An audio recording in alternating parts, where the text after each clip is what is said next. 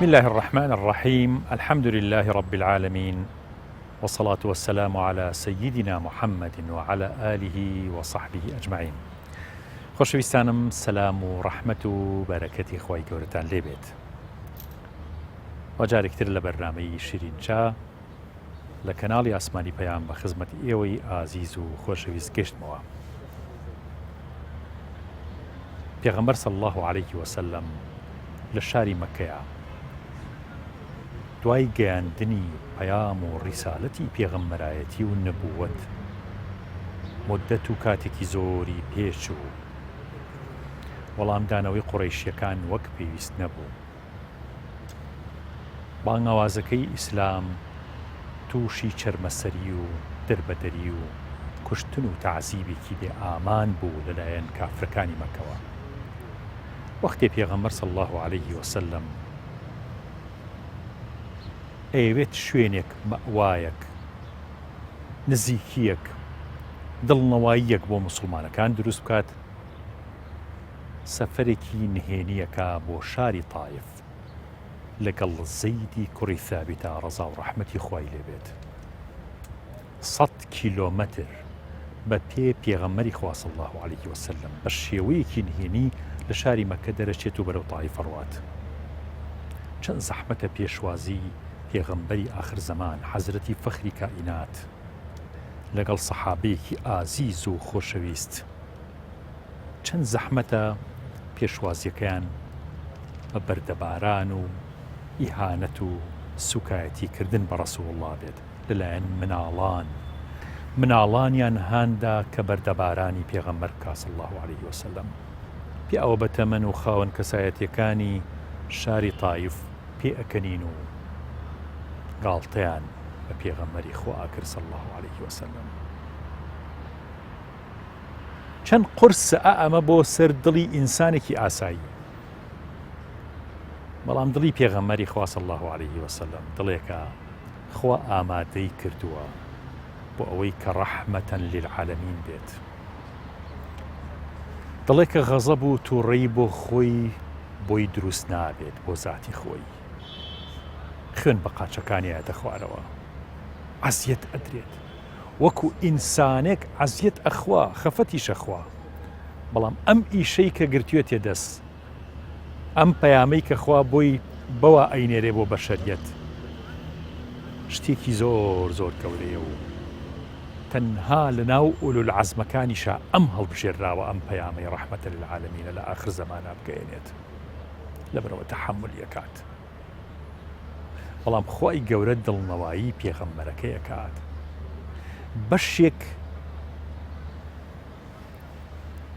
بەشێک لەو دڵنەواییە لە سەفەرە گەورەکەی ئیسرا و میعراجە بینرێت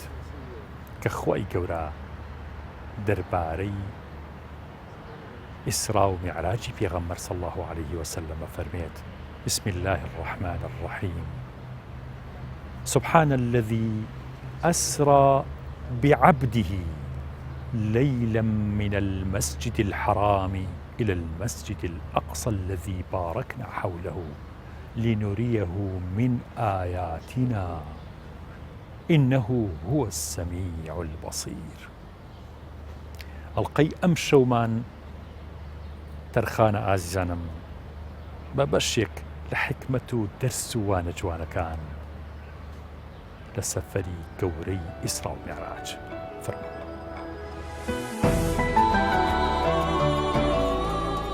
شەوی دڵنەوایی،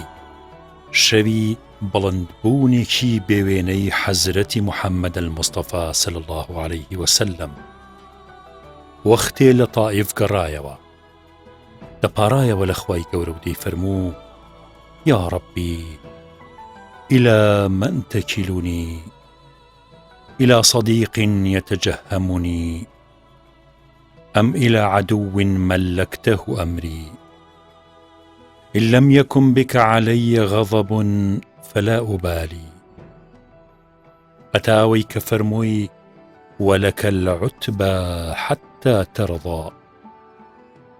يا ربي هتا توم لرازي بيت بأكمنيا جیهانی پەنهان لە ئێمە پەری و جنیەکان دێن و مسلمانە بن. لە دوای ئازارەکانی تائیف لە ڕێگەیە کە دەگەڕانەوە بۆ مەککە، جیهانی پەنهان لە ئێمە پەری و جنیەکان دێن و مسلمانە بن لە سەردەستی حەزرەتی محەممەد المصطفى صلى الله عليه وسلم. وإذ صرفنا إليك نفرا من الجن يستمعون القرآن قد أوحي إلي أنه استمع نفر من الجن فقالوا إنا سمعنا قرآنا عجبا يهدي إلى الرشد فآمنا به ولن نشرك بربنا أحدا.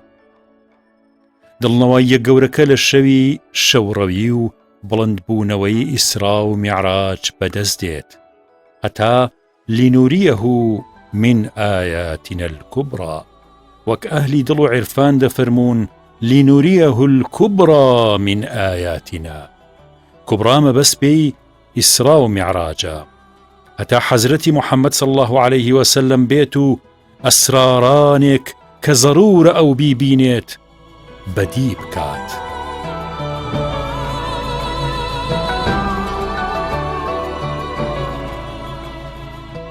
مامۆستاگیان ئیسرا و میعراجی پێغەمبەر صلی الله عليه وسلم دەرسی زۆر گەورەی تایە، زۆر شتی تایە. بەس ئەوەی لای جەنابەت کاکڵەیەکی ئەگەر گەڵاڵە بوو بێت حەزەکەین دەرسەکانی ئیسرا و میعراج وانە گرنگەکان ئەو شتانی کە نەقلیکەین بۆ ئێستەی ژیانی خۆمان چییە؟ بسم الله الرحمن الرحيم. الحمد لله رب العالمين، وصلى الله على سيدنا محمد وعلى آله وصحبه أجمعين. يا أخوة بخير بن، يا أخوة خوي قرب خاتينا وجوانا كاني خوي عقيبت من بخير كان خوا هم لفتني جيان هم لفتني مدن خوا بمان باريزي خوا بخاتينا وجوانا كاني خوي لسعي إسلام دائما صواسي خوا من بوطاو ناكري كأو شرفية بيمان ومسلماني خلقي كدين خۆمان ناسی خوامان ناسی و کردینی بە ئومەتی پێغەمبەر صلی الله علیه و سلم شەرەفێکی تری گەورەیە و کردینی بە خزمەتکاری میحرابی پێغەمبەر صلی الله علیه و سلم. بەڕێزت چاک دەزانی ئەو محەبەتەی کە لە بینی ئێمە و بەڕێستان و خوشک و برا موسڵمانەکانە تەنها دینە، تەنها پەیامی ئیسلامە و تەنها ئەو پەیامەشە هەڵگرەکانی لە برایەتی و لە دۆستایەتی پەشیمانی. چون قورئان فەرمێ الأخلاء يومئذ بعضهم لبعض عدو إلا المتقين. الحمد لله من فخر بجنابتكم شانازي بناز جنابتكم بو خوشكو برا مسلمين كأناسين جيجي فخر شانازي امن وليشي برشيمانين لو دوستاتي وبراتي وهرشي كيشمان لقال يكتاكد به خوايا كسميع بصير ولا سورة إسراء معراج إشارتي بيدا أو پاداش بانەداتەوە ولا سري ئێمە خەفەت ناکەین لەسەر ئەوەی کە چاکە لەگە هەڵ کەسێکا بکەین، چونکە ئیشی ئێمە قیامەتە، ئیشی ئێمە قەبرە، ئیشی ئێمە زیینوبوونەوەی دوای ئەم ژیانەیە و ئیشی ئێمە پردسیڕاتە و بۆ مسۆگەرکردنی حەوزی کەوسەرە ئینشاءڵڵا لەوێ بەدەستی مبارەکی ڕەسوڵڵای ئەکرەم ئینشاءڵڵا لەسەر حەوزە ئینشاءڵڵا تێرا بخوین. پێغەمبەر عەلەیهی السڵاو وەسەلام کاک شێخ وەکو مامۆستامانە ئیماممانە لە پێشنوێژیدا لەباری کۆمەڵایەتیە ئیمامە، لەباری فەلەکیاتە ئیمامە، لەباری بەحرە ئیمامە، لەباری عالەمی جەمادە خەبیرە، لە عالەمی حەیوانە خەبیرە، شارەزایەکی باشی هەیە لە عالەمی غەیبە. ئەوە خوای گەورە چەندها ئەسراری لەسەر دەستی ئەو پێغەمبەرە صلی الله علیه و سلم ئاشکرەکە کە ئێمە دەڵێن معجزات بۆ پێغەمبەران و تایبەتە، معجزە لە عەجزەواتەوە، یعنی هیچ کەسێکی ناتوانێت ئیلا ئەو پێغەمبەرە نەبێ ئەوش بەدەسەڵاتی خوا. معجزەی پێغەمبەرەکەی ئێمە صلی الله عليه وسلم قورئانی پیرۆزە و قورئان لە دوو سوورەتە ئیشارەت بەم شەوڕەوەی پێغەمبەرەدا، بەم ڕیحلە مبارەکە، بەم سەفەرە پیرۆزە کە بۆ ڕەواندنەوەی غەمی دڵی پاک و پیرۆزی پێغەمبەر بوو کە دایکە خەدیجە و وەفاتی کرد و حەزەتی حەمزەی تیا شەهید بووە. خوا دعوەتی کرد لە مەکەی مکەڕەمەوە کە پیرۆزترین بوقعەی سەر ئەرزە و لێو بۆ قودسی شەریف، ئەنجا لێشەوە بۆ ئاسمان بۆی کە لەوێ بە ئیستیقبالی پێغەمبەران عەلەیهی السڵاو وەسەلام تا چووە إلى سدرة المنتهى. ئەمە خوای جەلە جەلال لە سوورەتی ئیسراء بە یەک ئاەت و لە سوورەتی نەجم تقریبا بە دەوری 15 ئاەت بۆمان باس دەکات. سبحان الذي أسرى بعبده، پاکی و بێگەدی بۆ ئەو ڕەب العالەمینی كشوري ببيغمبر إسراء يعني شورو معراج يعني برزبونه برزك بشي سبحان الله ما وصل براقي جاندبريكا كحجمي لجدريش جورتره ولا يستر عيب نبي بشوكتره خواب ما خلقي أو سردمو أم سردمش تيجي أو كاتا خلق عقلي قبول ناكر بلا شوري كده حتى دجمنكاني دين دجمنكاني حق دجمنكاني قرآن دجمنكاني راستي دجمنكاني عدالة دجمنكاني أوانيك جلاد وبياو كوجو خرمج أو بياوانا يعني شيء بحزتي بكران رفيقك أو ساعة عياذ بالله دروي سر أرزيك ليس دروي عسماني جعله زوم عسمان عقلي أن تقبلي أو يناكر كبيغمر أو شوري كلمة خوي رب العالمين برديتي حول طبقي عسمان لجور حول طبقي عسمان يشوف برديتي بيت المعمور خوي جورا حتى جبرائيل فرمي لو حدائت منهم تايسركم خوي جورا رجيدا ببيغمر جان بيغمر جان شو قفتو جيدا برقل برقل خوي كله بهاج جهنمي بشاندا ونيج لم شودا لسر أمتي بيغمر صلى الله عليه وسلم فرزبوه خوالو فيكي لقال إيما نوانو سبحان الله ما موسى عبادتي إيما بينج نوجكين أزري بنجا من بونج لبروي خواي جورا بنجا فرزي لسر أمتي بيغمر دانا عليه الصلاة والسلام نيج معراجه نيج عبادتك الروحية إنسان أم نيجي ما عادتيه أم نيجي جوازه لقال أصحابه تابعين بيوشك حتى ناصري سبحانه بالرحمة به رحمتي إخوائي اللي بزن أن شون لو دينتي يجيشون لو فهمي أن شون بو حديث كاني بيغمر كبيغمر سفرهم يفتحوا الصلاة الطهور والتحريم والتكبير والتحليل والتسليم كالتحريم بو الله أكبر إيتر سرتاي قفتوغوي عبد لقال خوا دسي فكرو مناجاتك كا روحيا حتى مثلا بو الصحابه ما بو برينار بو لا ناو نيوجا ايش عمليات ام بكرو خوينا زانيو اما نيوجا جابي اما او نيوجا قال يا بدا فرمي كبسرتاي تكبير دسكين بنيوج بتسليم شي يعني رحلك ايتر كوتاي فيها ام گفتوگویی که به الله اکبر دست من پیکرد مناجات من لقال خوا کرد بسورة فاتحة وبركوع والسجود بپروردگاری خمان بس سمع الله تولش خوا بيستي دنگيو كساني كسواج دويش تسواسي تو كم پروردگار وني بتحيات باش اما مناجاته بسلام سلام دور السلام بو فریشتەکانی لای ڕاستم و نوێژخوێنەکانی لای ڕاستم وسلام بۆ فریشتەکانی لای چەم و بۆ لای چەپم بۆ نوێژخوێنەکانی لای چەپم کە ڕیحلەکەم کۆتایی هاتمەوە سەر ئەرز ماوسەگەن لە عەقیدەی مەرفیە یاخود لای مەولەوی یاخود لای شاعیرەکانی تر بەڵامەوەی مەبەستمان ئێستا جەنابی مەولەویەکە چۆن باسی ئەم سەفەرە زۆر ناسکا کات ئەم سەفەرە زۆر قورسە چۆن ناسک و نیان و جوان یەکا لە بەرچاوی ئەمە بەڵێ شاعیرانی و ئەدیبانی کلاسیکی کوردی هەر یەکێک بە جۆرێک و بە گوزارش و بە تعبیرێک بابەتی یان با بڵێن حادیسە و ڕووداوی ئیسرا میعراجیان چ نیوەتەوانێ بەڵام ئەوەی کەوا زیاتر زۆر ناسکە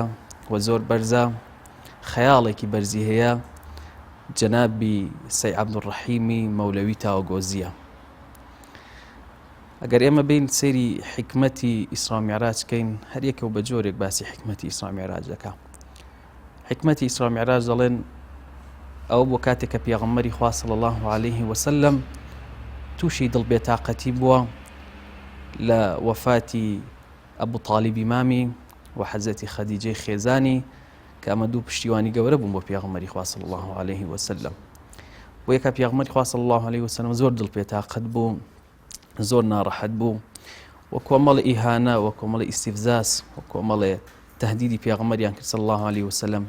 هەتا وەکو بووکەوە ئیخراجیان کرد و پێغەمبەری خوایان صلی الله عليه وسلم ئیحراج کرد و کۆمەڵی قسەی سارد و سووکیان بە پێغەمبەری خوا و صلی الله عليه وسلم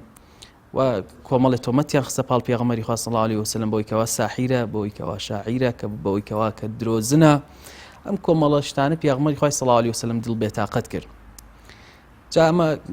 کۆمەڵ لە شاعیرەکان باسی ئەوەکەن کە پێغەمبەری خوا صلی الله عليه وسلم کەوا دڵبێتاقەت بوو خوای پەروەردگار سەبووری دایەوانێ میوانداری کرد بۆ ئاسمانەکان یعنی ئمە سەبووریەک بوو بۆ پێغەمبەری خوا صلی الله عليه وسلم ئەم میوانداری و شەوڕەوی و ئیسرا میعراجە بەڵام لای مەولەوی کە تا ئێستا بە هیچ خەیاڵی هیچ شاعیرێکی تردا نەهاتووە ئەفەرمێ بەڵێ ئەوە حکمەتێکە بەڵام حکمەتێکی تریشی هەیە ئیسرا میعراج خەیاڵێکی زۆر بەرزی هەیە جەنابی مەولەوی کە ئەفەرمێ ئیسرا و میعراج خۆی حکمەتەکەی ئەوە بوو کەوا سڵحی نێوان ئەرز و ئاسمان بوو، سڵح و ئاشتەوای نێوان ئەرز و ئاسمان بوو کە خوای پەروەردگار کردی.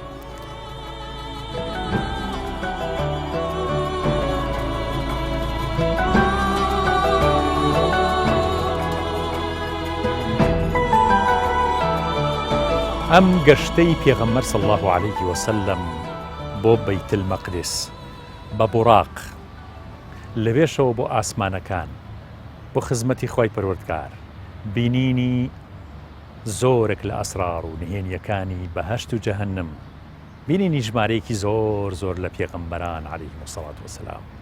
بینینی جیهانی غەیب، هەر هەمووی بە جەستە و بە ڕۆح بووە، بە لاشە و بە ڕۆح بووە، بە تەنیا بە ڕۆح نەبووە، خەویش نەبوو.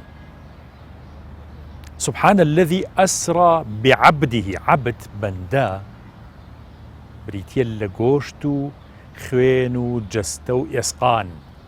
ئەم جسمە بوو، جسمی ڕەسوول الله بوو سەرکەوت بۆ ئاسمانەکان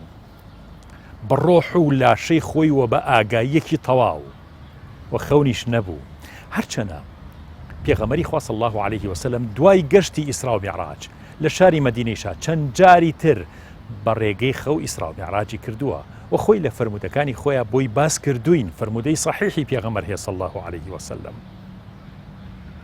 لە ئاسمانی حەوتەم لە ئیسرا و میعراجە بە ڕۆح و بە جەستە بە ئاگاییەکی تەواو تەواو پێغەمبەری خوا صلی الله عليه وسلم لە ئاسمانی حەوتەم لە سیدرة المنتهى ئەگات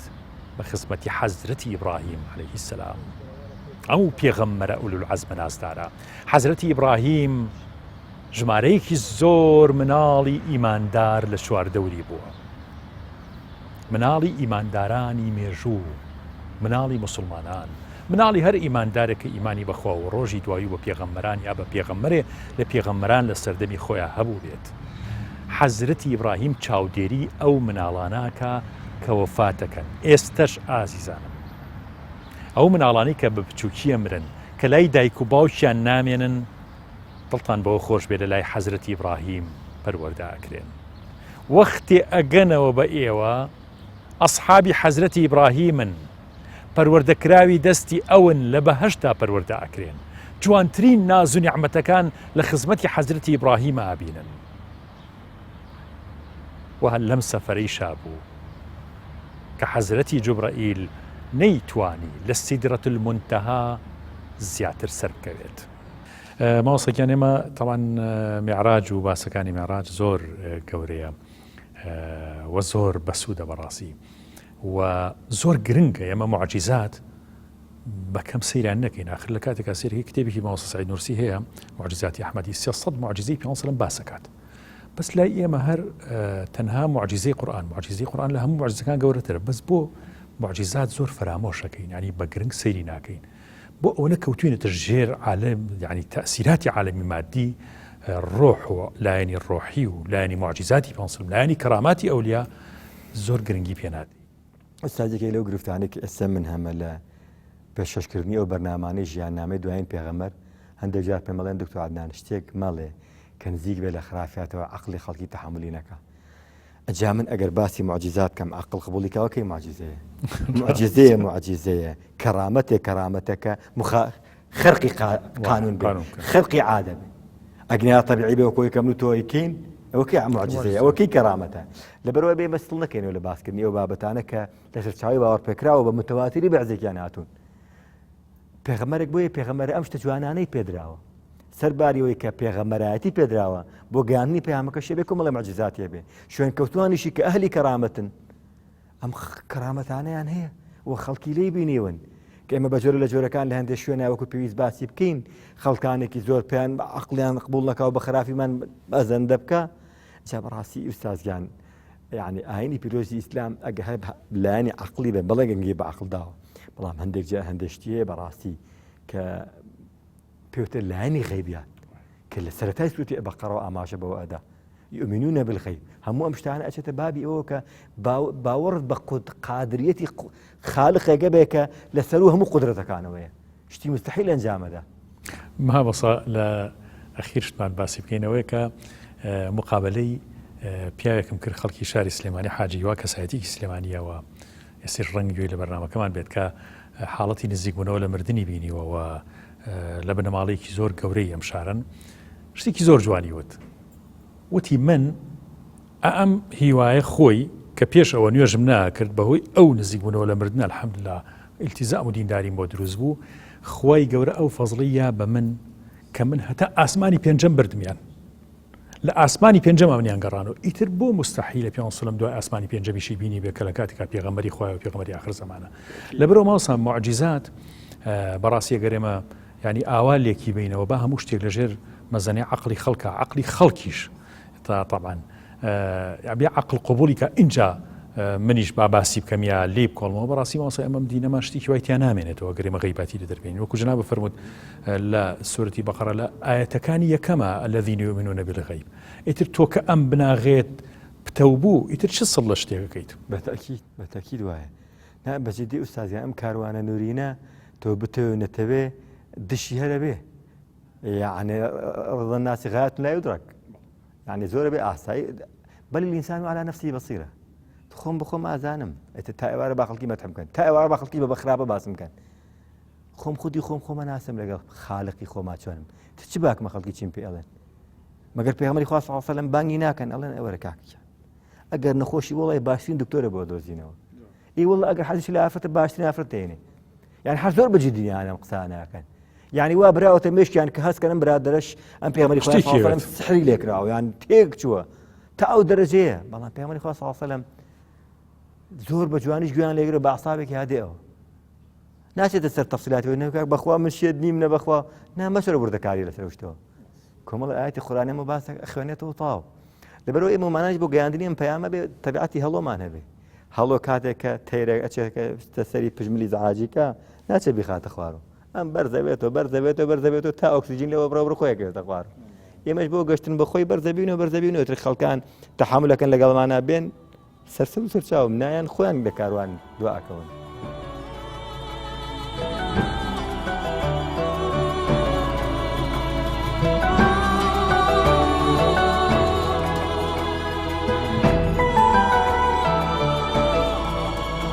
حەزرەتی مەولەوی بەشیعر زۆر جوانەکانی بەو ڕۆحیانەتە بەرزە فڕەی خۆی کە پەروەردەی دەستی ڕۆحانیەت و پەروەردەی دەستی تەسکیە و تەسەووفێکی زۆر قوڵ بوو لە کوردستان ئەم مەولەوی ئازیزە باسی ئاشتبوونەوەی ئەرز لەگەڵ ئاسمان و ئاسمانەکانەکات وەختێ زەوی ساڵانێکی زۆر چەند سەدەیەکی زۆرە لە وەحی ئاسمان بێبەش بووە ئەم زەویە چەند تینوە بەوەی کە پێغەمبەری ئاخر زەمان بێت و پەیوەندیەکەی لەگەڵ ئاسمانە بەهێز بکاتەوە پەیوەندیەک کە لەوە و پێش هەرگیز وێنەی ئەم پەیوەندیە بەم جۆرە کامڵە بەم جۆرە پڕە کەوا هەتا ڕۆژی قیامەت ئەو پەیوەندیە بەردەوام بێت دەست ناکرێت لە ڕێگەی پێغەمبەرانەوە ئەو پەیوەندیە دروسە بوو بۆ ئولو العەزمەکان و بۆ نەبیەکان و بۆ پێغەمبەرانی تریش بەڵام ئەم پێغەمبەرەی خۆمان حەزرەتی محەممەد الموستەفا ڕێگەکەی خۆی کردیەوە پەیوەندیەکە خۆی دروستی کرد وەحی لەوێەوە هاتە خوارەوە بۆ حەزرەتی ڕەسوڵ الله بۆ ئەوەی بگا بە ئومەتی ئیسلام لێرەشەوە پێغەمبەری خوا صلی الله عليه وسلم چوو گشتی ئاسمانەکانی کرد تا لەوێ تا لەو شوێنە بەرزە تا لە خزمەت خۆی گەورە و لە عەرشی مەزنە خەڵاتی نوێژ بهێنێتەوە بۆ ئومەتەکەی سپاس بەخوای گەورە ماوەسەگیان ئەم نوێژەی کە لە ئیسرا و میعراجە کرا بە خەڵاتی حەزرەتی ڕەسوڵ الله ئەویش بۆ ئومەتەکەی هێنایەوە یعنی ئەکرێت ئینسانی ئیماندار تۆزێک نزیک بێتەوە لەو ئیسرا و میعراجە بە عیبادەتی نوێژ يعني عبد صالح كان حتى ولي كان جناب النموني أخوانا ساند باس كرد يعني إيمان دار هب ولا بربفرة أو نشو نيجي كردوا ريشي هموي ميوة يعني توعي هستي بو آزاري سرماية نكردوا أما لكيو ما وصا أم إسراء ومعراج دس إيمان دار كيويل الرقين يوجا هموي برهمي تقوى هموي برهمي بخوا صلحانة هاتو الأخوان زيق بيتو دەرەجەت بەرزترە بێتەوە کە دەرەجەت بەرز بووە چویتە ئەو دەرەجەی کە ئیتر ڕۆحت لە شوێنێکی ترە جەسەد لە شوێنێکی ترە ئەمە زۆر نیعمەتێکی گەورەی خوابمانداتێ خوا یارمەتیمان با لەزت لەو نوێژە بچێژین کە تۆڵی ئەڵڵاهو ئەکبەر لەزت لەو ئەڵڵاهو ئەکبەر بچێژی بزانی بەس ئەو ئەڵڵاهەیە بەڕاستی بڵێ ئەڵڵاهو ئەکبەر وەکو کابرا وتیان ئاسنگەری بۆ عیب نەبێ وتی هەرێ و ئەڵڵا ئیدا لە ئاسنەکە وتی هینی ناکرد پانی ناکرد عیب وتی ئەبی دەست برا وتی کە ئەم لی وەرگوتی ئەڵڵا یەکسەر پانی کەوتی ئەو ئەڵڵاهی تۆ لەگەڵ ئەڵڵاهی منە فەرقیەوەیە ئەڵڵاکەی تۆ لە دەم تاینەکەی من لە دڵ نایە جا ئەم ئەڵڵایە ئەگەر تێکەڵ بە ناخت بوو بە دڵت بوو ئەو کاتە مەرتەبەیەکی وە پەردە لەسەر چاوت دابا پەردە لەسەر گوێت دابا پەردە لەسەر دڵت دابا دڵی ڕۆشنەکاتەوە هەموو غەمەکانت نامێنێت لە عالەمێکی تر دایت تۆ بێباکی چکم ئێمە ڕۆژێکی تر لە دوامانێ مامۆستا شێخ فاتی بەسەرهاتێکم لایە لەسەر کەراماتی ئەولیا ئافرەتێکی بەتەمەن لە بیارە ئەمە تازەیە ئەمە سەردەمی پێغەمبەر نییە هی ئەم سەردەمێ کوڕەکەی کاکشی عەلی زۆر جار لە جومعە دوو-سێ جار ئیشارەتم لە ڕادیۆش باسم کردووە ئەم کوڕە سایق بووە لە شەڕی کۆیت عێراق باشە کە عێراق چۆ کۆیت بگرێ هاتۆتەوە لەوێ لە کۆیت هاتۆتەوە بۆ بەسرا لەوێ ئیڤایەکی عەسکەری پێ بۆ خەوی لێکەوتەوە خەو زۆری بۆ هێناوە لەگە برادەرێکە خەوی لێکەوتەوە دایکی لە بیارەوە هاواری کردو شێ عەلی سیارەکە سێ جار بانگی کردو شێ عەلی سیارەکە ئەڵێ داچڵەکیم لە خەوەکەم ئەنجا وتی براکە ئەوزارەکەم هەساتم ئەرێ قەزای من تو مەخەوەتی بەخوا تۆ خەوتی میش خەو زۆری بۆ هێنام سەیتەڕەم نەکرد بەسەر خۆم وتی ئەی چۆن بوو خەبەرە بۆ وتی دایکم لە بیارەوە هاواری لێکەوتی شێ عەلی سیارەکە ئەمە سەمیع و بەسیرەکە لە ئاەتەکە پێمان هەڵێ پەردەی لەسەر گوێی لا ئەم لا برد پەردەی لەسەر چاوی دایکی لا لێو شێ عەلی بینیوە لە بەسڕە و بینی کۆیت بەسڕە بۆ بیارە چەندێکە ئەمە کەراماتەکەی ئیمامی عومەرە ڕزا و ڕەحمەتی خوای لە مەدینەوە بۆ ئەمەدان وانە ئەمە کاتە ئەمە دەرەجەی خەڵک هەیە لە مەرەسا خەڵکە لە پیاوی چاک نەماوە خۆی پیاوی خراپەوازانە پیاوی چاک چۆن پیاوی چاکنەوە خەڵک هەیە لە عالەمێکی تر داعیشەکە ئەوە هەمووی بەرهەمی تەقوایە ئەو دوو هینەم زۆر بەلاوە مهمە لەم سورەتەوە إنه هو السميع البصير خوزقة بخوزقة خو إما هم لا سميعي خواتي يجيش هم لا بصيري خوات منالك أو منالك على جاري ما مصا امتحاني كدون وتي هري كسب بلوريكم بوسر برو كز عجيلة كز نبي وتي بلا باش وتي منالك كان هم يان هاتنا وتي أوتي من وام كدو وتي وام كدو فعالياته مهمة إيش يعني قريتي بو قري رولا وتي قربان تو تكلفك تو سقر وتي شون وتي تو تبي برشوينه كشايتي وشو ما جير زمين شو ما سربان شو ما هوربان شو ما هرشوينه يكي أبو شايم تي شبو وتي الله جا ئەگەر مناڵەکانمان وا پەروەردە بێ کاربەدەستەکانمان وا پەروەردە بێ ئیتر نە غەدر لە خەڵکەکان نەفێڵ لە خەڵکەکان ئێمە خوێنکان بووین لە مەرحەلەی ماحەدا بووین پەیمانگە مامۆستایەک مراقب بوو ئیمتیحانمان هەبوو تەلەفۆنێکی بۆ هات وتی وەڵام مراقبەم هەیە وتیان وڵای تر کەیفی خۆتە تەلەفۆنەکەی جوابی بێت تۆ باشە نایی تر کەیفی خۆتە وتی کوڕ ئەمانە مەلام بڕوا ناکەم فێڵکەن باشە یعنی سوبحان الله تۆ ئەگەر خەڵک لە ڕقابەی خوا ترسا ئیتر خەڵک ئاسوودە دەبێت ئەمە وسایسە برایانی مرور خی گەورە مۆفەقەکەم کامێرایان داناوە بۆچی بۆی سرعەتی سیارەکان کەم کەەوە بەڵام ئەم کامێرەیە حەلەکەی تاو ناکە جزئیەن حەلی کرۆ بۆ ئەگەر کات من دەزانم خەڵکی ساقەکان تەلەفۆن بۆ هەیەکەکەن ئێستاڵێ لە فلاشیان کامێرە دانرا بۆی هێواش بڕاوی خراپە نەکرێت باشە ئەی ئەگەر ئەمە لە کامێرەکەی خواترسا إنه هو السميع البصير خی گەورە بەشمان باد لەو بركاتي أو دناو إن شاء الله إن شاء الله إن شاء الله ئێستا لە شعرەکەشدا کەوا جەنابی حەزرەتی سەید عەبدوڕەحیمی مەولەوی ئاماژەی پێ دەکات و کە دەفەرمێ فەلەک نەقشی پێی دی لە زەمیندا خوێی گرینی هادووە ڕووی بریندا چاوگەی چاوەکەی لێڵ و حەسرەتمەند لەیتەنی کونت و توڕابای دەخوێن هەرچی ڕیفعەت و عیز و هەستی وێ فیدای نەبوونی و خواری و پەستی وێ حەق ڕەحمی ئاورد بە سۆز و تاودا دەقیقی پەردەی لابر لە ناودا سورمەی گەردی پێی کێشاوە چاودا بەو چاوی پڕ ئێش دووری بێ خاودا ئێشی چاوی چوو نەختێ پڕخەو بوو لە حکمت میعراج ئەو یەکی ئەو بوو جەنابی مەولەوی ئەفەرمێ فەلەک کاتێکەوە با بڵێن ئاسمان کاتێکەوە نەقش و جیپی پێغەمبەری خوای بینی صلی الله عليه وسلم لەسەر ئەرزدا کەوتە گریانێکی بە سۆزی کرد گریانێک بەسەر ئەو برینە ناڕەحەتیدا کەوا عەرز ئیفتیخار بۆکە فەخر بۆکە کە پێغەمبەری خوا صلی الله عليه وسلم بەسەر پشتی ئەوە ئەڕوات. عەرز فەخر بۆ وانێ ئەکات. بۆ یەکە ئاسمانیش کە ئەم فەخری ئەرزی بینی کەوا پێغەمبەری خوا صلی الله عليه وسلم پێی پیادا دەنێت و ئەرز فەخری پێوەکە، ئاسمانیش کەوتە حیوار و قسەوانێ، وتی هەچی ڕیفعەت و بەرزی و بەڵندی من هەیە قوربانی ئەو خاکە بێ کە پێغەمبەری خوا صلی الله عليه وسلم پێی پیادا دەنێت. چی ئەخوێندەوانە جەنای مەولەوی فەرمێ لەیتەنی کونت تورابە، خۆزگە من چۆ ئەرزە بوومایە کەوا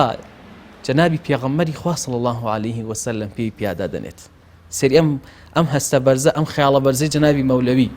ئەم مەقامە بەرزە نبووەتە بینێ ڕەحمەتی لێ بێ. یعنی حەچی ڕیفعەت و بەرزی ئەو ئاسمانە هەیە فیدا ئەو ئەرزە بێ کە پێغەمبەری خوا صلی الله عليه وسلم پێی پیادا دەنێت. پاشان کە ئەم قسانەی کرد ئاسمان خوای پەروەردگار هەر بەو جلە تەپ و تۆزانی پێغەمبەری خوا صلی الله عليه وسلم کە بەناو کوچە و کۆڵانەکانی مەدینە و مەکەدا دەڕۆیشت و حسابیان بۆ پێغەمبەری خوا نەکرد صلی الله عليه وسلم، خوای پەروەردگار هەر بەو جلە تەپ و تۆزایەوانێ، هەر بەو نعلە تەپ و تۆزایەوانە خوای پەروەردگار بەرزی کردەوانێ بۆ ئاسمانەکان. کاتێک کە بەرز کرایانە بۆ ئاسمانەکان، سورمەی گەردی تەپ و تۆزی پێغەمبەری خوا صلی الله عليه وسلم نیشت لە چاوی ئاسمان. جەنای مەولەوی فەرمێ کاتێک کە ئاسمان گەردی تۆزی پێی پێغەمبەری خوا صلی الله عليه وسلم وەکو سورمە دای لە چاوی فرفرمێسکی، چاوی پڕ لە ژانی وشک بۆ ئێوانێ. ئیتر ئەویش وەکو چی؟ وەکو ئەرز کەوتی خۆزگە لەیتەنی کونت تورابە، خۆزگە منیش ئەو خاکە بوومە کە پێغەمبەری خوا صلی الله عليه وسلم پێی پیادا دەنێ، خوای پەروەردگار لەبەر ئەوانێ بەرزی کردەوانێ. جا ئەفەرمێت جەنابی مەولەوی، ئەفەرمێ لە حکمەتی ئیسرا و میعراجا یەکێکیان ئەوە بوو کەوا سڵحی نێوان، ئاشتەوایی نێوان ئەرز و ئاسمانی کرد خوای پەروەردگار. یعنی هیچ شاعیرێکی تر وەکو جەنابی مەولەوی بەو هەستا بەو خەیاڵە بەرزە نەچۆ بەلای بابەتی ئیسرا و میعراجە. ئەشێ یعنی ئێستا جەنابی مەحوی بەڕەحمەت بێ یان جەنابی نالی بەڕەحمەت بێ، ئەمانە کۆمەڵە شتیان وتووە لە سەبار بە ئیسرا و میعراجەوانێ. و جەنابی مەولەویش یعنی شعرێکی تری هەیە کە زۆر مەشهورە لەناو خەڵکە، بەرگێومان کەوتووە، بەرچاومان کەوتووە، ڕێی چەند هەزار ساڵ تێی چەند حیجابات، ذاتی حەق کەلام سوئال جەوابان، چوو بوو دی بیستی کریا دریاوە، هاتەوە حەڵقە هەر دەلەریاوە. باسی ئەو سورعەتەی پێغەمبەری خوا کە صلی الله عليه وسلم کە ئیسرا و میعراجا کردوێتی، کە لێوە ڕۆشتە بۆ بەیت المقدس، لێوانێ بۆ ئاسمانەکان، ئەو هەموو ئاسمانانی بڕێ ئەو هەموو پێغەمبەرانی بینی عەلەیهیمو الصەلاة وەسەلام چۆتە خزمەت خوا، حیواری کرد و لە خزمەت خوای پەروەردگارە، کۆمەڵی منازیری بینیوە لە بەهەشت و جەهەنەما و گەڕاوەتەوانێ وەکو لە حەدیثا فەرمێ شوێنی پێغەمبەری خوا صلی الله عليه وسلم هەشتا هەر گەرم بووە. بەڵام جەنابی مەولەوی ئەفەرمێ کاتێ پێغەمبەری خوا صلی الله عليه وسلم شمانوێتی بە دەرگای زووی خۆمانەوانێ کە حەڵقەی هەبووە، کاتێ پێغەمبەری خوا صلی الله عليه وسلم دەرچووە کە کاتێکە ئێمە دەرئەچین لە بەڵێ دەرگاکە ئەجوڵێ ئەو حەڵقەیە جوڵێتەوانێ، پێغەمبەری خوا صلی الله عليه وسلم ئەم هەموو شتەی بینی و گەڕایەوانێ هێشتا حەڵقەی دەرگاکە هەر ئەلەریاوانێ. ئەمەی هەیە ئەم شیعرە، بەڵام ئەمەی کەوا زۆر بەرزە و زۆر باڵایە بریتێ لەم شیعری کە سڵحی نێوان ئەرز و ئاسمان بووە لە حکمەتی ئیسرا و میعراجە. وەکو عەرزم کردی جەنابی مەحویش شیعری تری هەیە بۆ نمە فەرمێ کەلیم ئەرینی کە فەرموو هەر جوابی لەن تەڕانی دی مشەڕەف بوو محەممەد بێتەڵە بەو مەرتەبە و شانە. حەزەتی موسا داوای کرد لە خوای پەروەردگار فەرمین تۆ ناتوانێ من ببینی، بەڵام پێغەمبەری خوا صلی الله عليه وسلم بەبێ ئەوەی تەڵەب کە خوا ببینێ، خوا خۆی بەرزی کردەوانێ، خوا خۆی داوای میوانداری کرد لە پێغەمبەری خوا صلی الله عليه وسلم. لە دوای سیدرەت المونتەها جبریل فەرمووی من ناتوانم زیاتر سەر بکەوم، لەو تەقەدەمت لاحتەرەقت ولو تقدمت لاخترقت. من ئەگەر زیاتر سەر بکەوم دەسووتێم، تۆ ئەگەر سەر بکەوی دەڕۆیت و دەیبڕیت. ڕۆشت هەتا ئەگەیشتە ڕەفڕەفەکانی عەرش. حەزرەتی ڕەسوول الله صلی الله عليه وسلم لە حاڵ و هەیەجانێکی پێغەمبەرانەی ئولوالعەزمیە کە مەگەر خوا خۆی بزانێت چی هێز و توانا و بەرگەگرتنێک بوو بە نەبی و ڕەسوولی ئاخر زەمانیدا خوای گەورە هەتا بەرگە بگرێت. فەرمووی التحیات لله چەندین جار حاڵی ئەو مەقامە دایپۆشی بوو، هەر بۆیە چەند بارەی کردەوە و فەرمووی: التحيات لله الطيبات لله التحيات والطيبات والصلوات لله التحيات الزاكيات لله التحيات الزكيات لله. اینجانی دا و بانگێکی ئیلاهی فەرمووی و بانگی لێ کرد: السلام عليك أيها النبي ورحمة الله وبركاته. بصفتەکەی ناوی برد نەک بە ناوی خۆی، بۆ ڕێزلێنان و قودرەتێک کە بە نەبی و ڕەسوولی ئاخرین نەبێ نادرێ بگاتە ئەوەیەکی منتەها. وبركاته هەرگیز حەسر ناکرێت و ئەم بەرەکاتە خوای یەکۆتایی نایەت و هەمیشە و هەردەم لێی سەر ڕێژە بێت. حەزرەتی ڕەسوول الله صلی الله عليه وسلم بۆ ئومەتەکەی بەپەرۆشە، بۆیە فەرمووی: تنها منا يا ربي السلام علينا وعلى عباد الله الصالحين. يا ربي أمتكم پێویستی بەم سەلام و ڕەحمەتە ئیلاهیەیە و لطفی بەردەوامت لەگەڵیان بێت. عباد الله الصالحين بگەڕێن بە دوای مەرد و ساڵحەکانی ئومەتە، ڕێژنەی ئەو بەرەکاتەی شەوی میعراج لەو شوێنانە بەلێشاو دەسەکەوێت، هەتاواتان لێ دێت مەقامی ساڵحینتان دەسەکەوێت، لەو بەرەکاتەوە نمەی بارانی دادەکات و دەبەخشرێت. ئەو بەرەکاتە تەوفیقە و وەکو نەقش بە دڵدا دەنرێت. ئیترە و کات هەموو دنیا ببێتە ناحەز باکت نییە.